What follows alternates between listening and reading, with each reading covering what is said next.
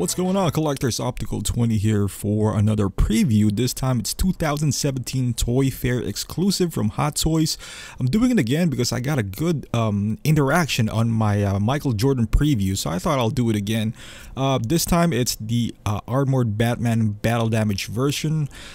I like the figure. It's unnecessarily released though. I think it's another cash grab from Hot Toys. They could have easily, put the spear and the helmet and the chest piece, because that's basically all that's different from this one to the older figure. It looks a little bit more blacker, I guess, shinier. The cape is a little bit weathered, but it's a cash grab. This is what I'm starting to hate Hot Toys with these releases. It all started with Iron Man, the repaints and whatnot. This is unnecessary release. It's not like the first release. The armored version is not battle damage. Most of its armored is scratched up anyway. So the most noticeable here is the collar and the chest piece, which they do on Iron Man figures anyway, that you can, change it back and forth. I can understand it if you have an Iron Man figure and then you just played it and then it looks totally different. Let's say from Mark 7 to the Mark 7 battle damage, it looks totally different. If you display this alongside the normal version, there's not much of a whole of a difference, and outside of the head sculpt and maybe the chest piece, that's it. I don't know. I mean, if you have the first version, I don't think it's a wise move to spend another $280 including shipping to get this guy.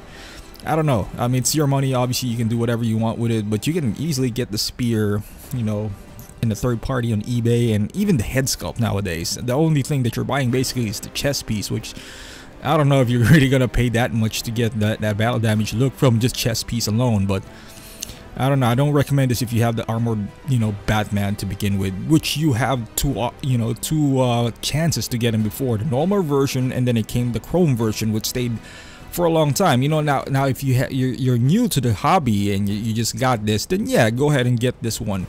But it was just released a year ago, so I don't know. Yeah, it's I wouldn't say disappointing, but I get it's a business from Hot Toys, but come on, man. I mean, you gotta come up with better, newer figures and whatnot. Stop recycling this. Stop. I'm not gonna get it. Let's just put it this way, unless I sell my Batman, which I won't. But this guy, on the other hand, I do like. This is what Toy Fair was about.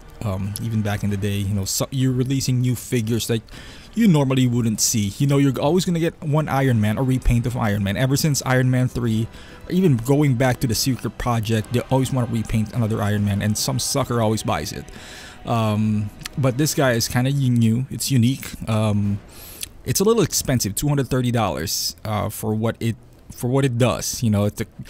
I always see a figure when it's complex that can a third party do it again? Can they replicate it? And this one's so easy. You can easily bootleg this guy. All you need is a jacket, pants, some shoes, and nothing too crazy about this. Unlike Man of Steel or Superman, it's really hard because the costume is intricate. Even though you get a copy of it, even though the quality, the material, this one is just regular plastic. It doesn't even have a head sculpt. The head sculpt is a skull with a light on it.